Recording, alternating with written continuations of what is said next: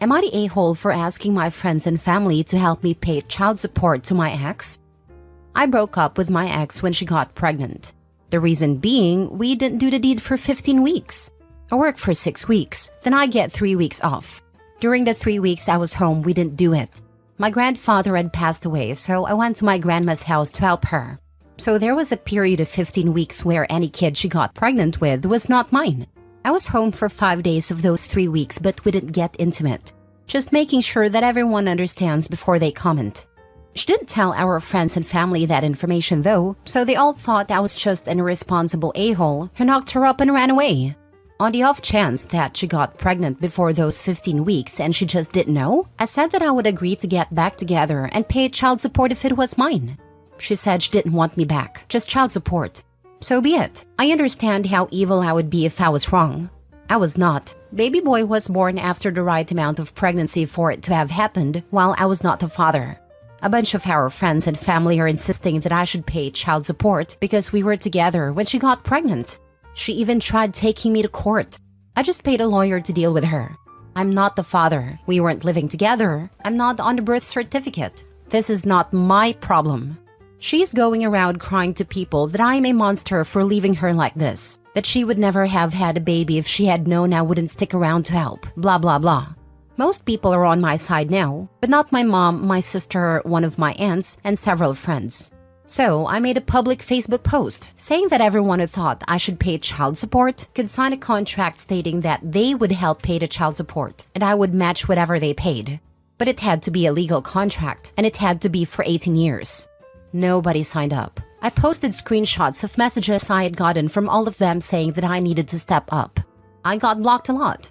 My sister, who is friends with my ex, said I was an a-hole for expecting other people to pay child support for a kid that wasn't theirs. I took a screenshot of that message, and it is the header of my profile in Facebook. My sister blocked me. My mom finally understands that I am not willing to throw away money. She is just sad because my ex is her friend's daughter. This whole thing made me come off as an ass, but I don't think I'm the a-hole for pointing out their hypocrisy. Edit: when I say I was not, I meant that we got a paternity test and proved I am not the father. I didn't just go by time or anything like that. Now for the top comments. My sister, who is friends with my ex, said I was an a-hole for expecting other people to pay child support for a kid that wasn't theirs. But it's fine for her to expect you to pay for a kid that isn't yours? Hypocrisy at its finest. It was sweet, sweet petty revenge to put that screenshot as his Facebook header. I cackled. Why isn't she going after the real father for child support? This isn't your problem.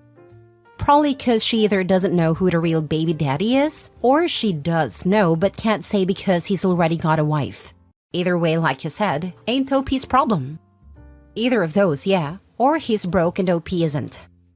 Probably this. Broke loser knocking up someone else's girl.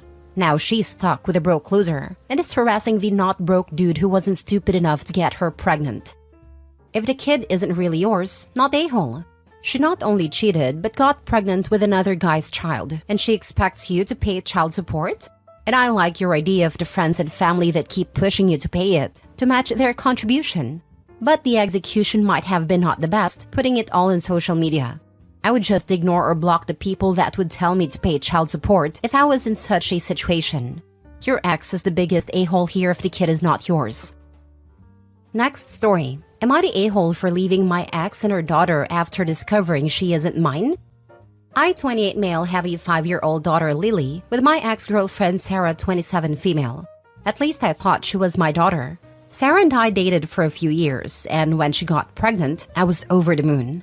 I was excited to be a dad and took on the role wholeheartedly. From the moment Lily was born, I noticed she didn't really look like me, but I brushed it off. Babies change a lot, right? As she grew older though, the differences became more pronounced. She had none of my features. None at all. It started to nag at me, but I pushed those thoughts aside, feeling guilty for even questioning it. A few months ago, I finally gave in to the doubt that had been gnawing at me. I ordered a paternity test without telling Sarah. When the results came back, my heart sank. I wasn't Lily's biological father. I felt like my world had been turned upside down.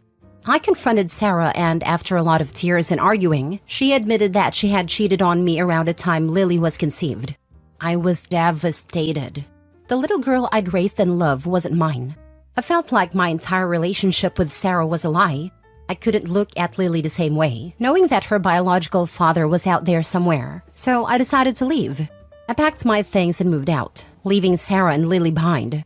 Since then, Sarah, her friends, and even some of my own family have been calling me an a-hole for abandoning Lily. They say that biology doesn't matter, that I raised her and she sees me as her father. They accuse me of being heartless and cruel for walking away from a little girl who loves me. I get messages and calls almost daily, calling me out for my decision. It's been tough. I feel guilty because I know Lily doesn't understand why I'm not around anymore. But at the same time, I can't shake the feeling of betrayal and a constant reminder that she isn't mine. I don't know how to be there for her without feeling like a fraud. I didn't sign up to raise another man's child, especially without my knowledge. So Reddit, am I the a-hole for leaving? Should I have stayed in Lily's life despite everything? Or was I right to walk away? Guessing you're on the birth certificate. Don't do anything that's going to put you at risk legally or financially. I have a lawyer working on getting me off the birth certificate. Does she know who Lily's father is? It would be best to get her actual father involved. If he isn't willing to collect support and she can stay a single mom, don't feel bad. Did she? Nope. She only feels bad she lost you as her support, and probably her reputation. I'm not sure if she knows or not. I brought it up and she claims she doesn't know, but I don't really believe her. How could she not know? It's either the other guy if she knows his name, or she slept with multiple people at that time. Exactly. Gotta love how everyone is flaming Opie and glossing over the fact that this is only happening because she was cheating and sleeping around. You shouldn't have to stay to raise her a fair baby and not face the consequences of her own actions. Some people are wild.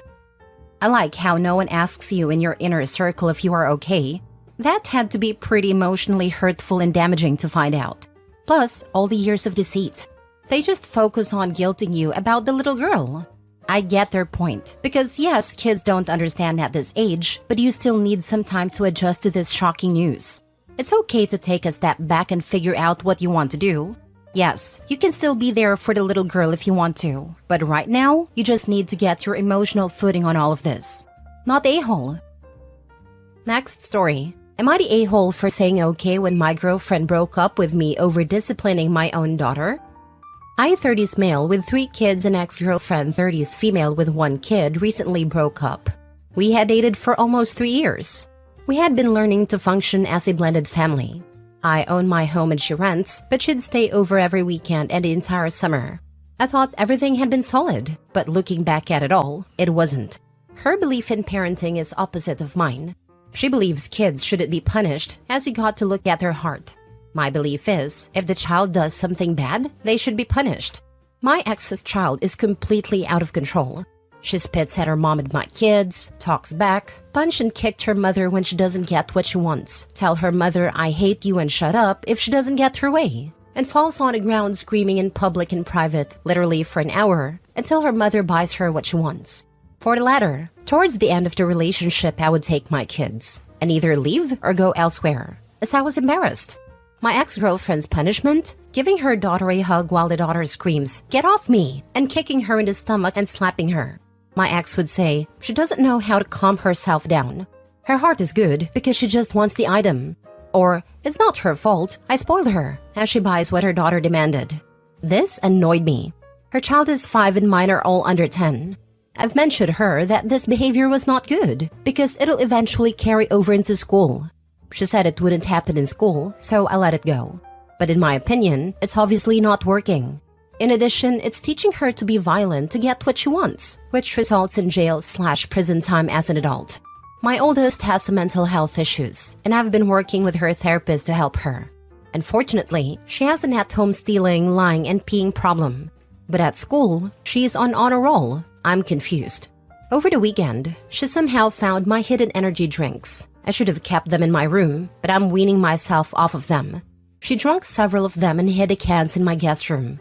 I found them and told her how dangerous it was to do that, and said that she's grounded. The next day, my ex woke me up and said, "I don't like how you dealt with your oldest. I think maybe we should break up." In the past, she said that I was too strict. As an example, during our mild winter, her daughter walked and stomped on a frozen pound on my yard.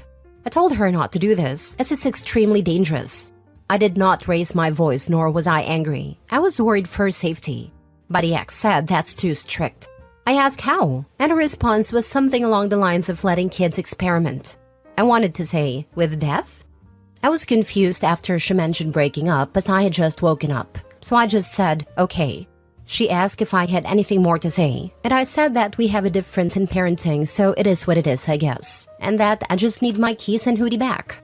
She also said that she loved me and hoped that we could still text. I told her no. I then went back to bed after receiving the items and making sure she left. I could tell that she was hoping that I'd put up a bigger fight, as she looked disappointed when leaving. I still care about her, but then started thinking deeper about her actions. 1, she refused to work and said maybe in 10 years she'd be ready. I've discussed before that I cannot support 2 additional bodies financially. She's used to staying at home, getting assistance and child support, and doesn't want to work in an office. 2, she doesn't help clean. Her house is a mess. It always said that she has to learn how to clean, but it was always left to my kids and I. Her child obviously threw a fit when I asked her to help clean her mess. 3, on 2 occasions she punched me when she got drunk. She admitted to having a drinking issue, and I tossed all alcohol in my house after the second incident months ago. As I look back, I realized that this probably wasn't a healthy relationship. I apologized to my kids for allowing all of this to occur.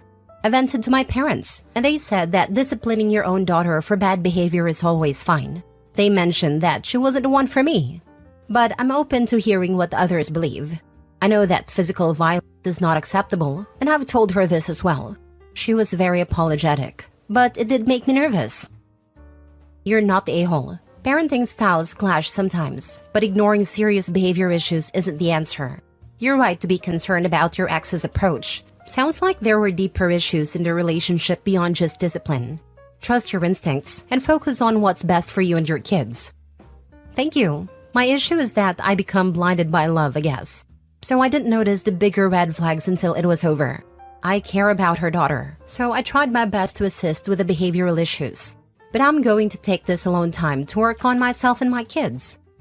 She must have been wild in the sack for you to put up with someone who doesn't work, doesn't clean, and has a demon kid. Your kids have to be your highest priority. Your ex's kid wasn't her priority. Her ideology, and more probably ego, was. She has saw how badly it was working in practice, and yet still clung to it. Not a-hole. She sounds like a loser and a crappy parent. I'd say she sounds like a dumpster fire. Is she that charismatic or pretty? Because I can't imagine any other reasons to get together with a disaster that refuses to work to support herself, abuse people physically, and raises a future bully who will 100% go on to make teachers and other kids' lives hell at school. In my opinion, I might have ignored the red flags as we were in non-stop communication, loved working out and hiking, and enjoyed the same shows. I figured the issues may be smaller and can be fixed later. But I was wrong, and that was selfish of me as it impacted my kids. Last story. Am I the a-hole for not child-proofing our new house for my nephew? Our old house was super child-proof. We bought a new house and have moved in. We didn't bother with child-proofing our new house since we feel like our daughter is old enough. We had family over a couple weeks ago for the first time. My sister had a rough time because she had to keep a constant watch on her son. He's an older kid, but he is severely developmentally delayed and gets into things.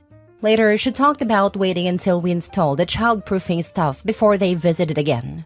We told her we had no plans to install that stuff because our daughter didn't need it anymore.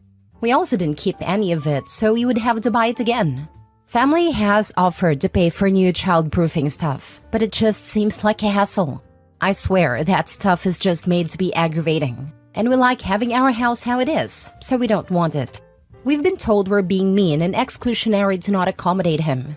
Our place generally has always been the meeting place for the family since we have the most space and backyard and are centrally located to everyone. We also like hosting though, so it's not like people are taking advantage. I think my sister could just keep a closer watch on her son, but apparently that's too hard to do constantly. She says she has to do that everywhere else already, and we took away one of the few places that was safe for him. She says if our house stays how it is, it's going to be too much trouble for her to come. Yesterday, we had a barbecue for Memorial Day and she did end up not coming, which also meant her daughter couldn't come and she likes coming. So now it's our fault she doesn't get to come to family gatherings anymore. I wouldn't do it. I did it for my sister's kids. It's expensive and time-consuming, and I hated having to fight to open doors and cabinets. And sister and her hubby thought it was a free pass to not watch their kids, and a bunch of stuff got broken or destroyed anyway. Not a-hole. 100%. I have a 2.5-year-old and can't wait to get rid of all the childproofing stuff. I recently took him to my parents' house, where we visit often and they have a bunch of breakable and nice things. I would never ask or expect them to childproof for him. The world isn't childproof, and it's my job to watch my child and teach what he can and can't do. I do recognize that it's more difficult with a special needs kiddo, but it's a disservice to him not to try and teach him. I have 10-month-old twins and they are into everything. It drives my in-laws crazy that we don't come over more often. But I spent every visit keeping these two goobers alive. However, I would never dream of asking them to childproof their house. That's insane. Not a-hole OP. When kids are in that phase, it makes sense that people come to you. Especially twins. They're going to be safer and more comfortable in a space they are used to, and you don't have to worry about them hurting themselves or breaking something that doesn't belong to them. Not a-hole. It's your house. Why would you childproof it when you don't have a need for that? She says she has to do that everywhere else already. Ah yes, welcome to being a parent, where your job is keeping your offspring alive and well 24/7. It's her job, so she can suck it up and watch her kid or not come at all. Damn, it appears I watch my dog better than most watch their children. Not a-hole. I truly do not remember ever being in a house with childproof anything as a kid, except medication containers. To be honest, I think we went a bit overkill for our daughter, but we were nervous new parents. However, I can see how having your home fully childproof would make things a lot easier if you have a kid like hers.